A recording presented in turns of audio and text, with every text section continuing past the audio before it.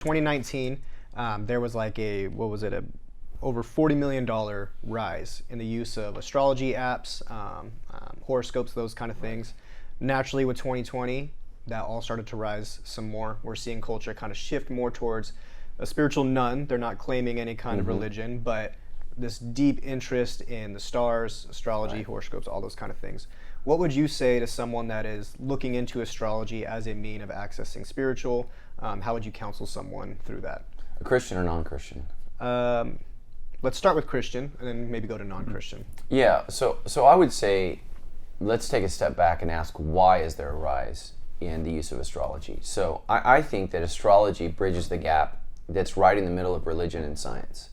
And so I think especially in 2020, so I would say pre-2020, there's a disillusionment and just disagreement even with religion. So all religions are bad, that's terrible, so I'm going to turn to science. But science is constantly changing, it's unreliable, so you can't trust science, you can't trust religion. So I think astrology is that happy medium in between not quite religious and not quite scientific, but it feels both. And so you kind of feel like, well, stars are real things, so this must be scientific.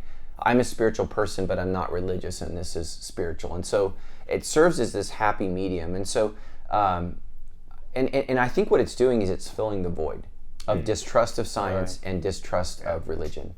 And so I think as Christians, we just need to openly accept and admit, look, Christians make mistakes, there are liars, there are hypocrites, there have been scandals, just you name it. Like, we've had all of that in our religion. And wherever you have money and power and prestige, you're going to find evil people are going to be drawn to that. That's why the Apostle Paul in Acts 28 says, wolves will arise from amongst you. So as a movement transitions from outside to the cool side, right?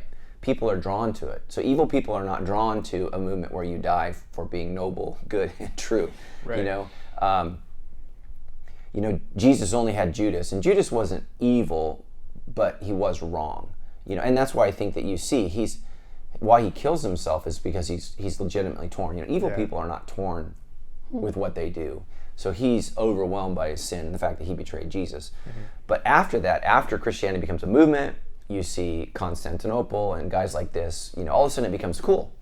Then all of a sudden evil people are drawn to that. And so I think we just need to say, we need to own, hey, there are hypocrites among us, there are people that are fake, not real. But again, that doesn't mean Jesus isn't real. And then science, right, is constantly changing, it's confusing. I think a lot of people feel intimidated by it. And so astrology is like this happy medium of I'm kind of spiritual, but I'm also kind of grounded to the permanence of the solar system. And so that's where I think it is.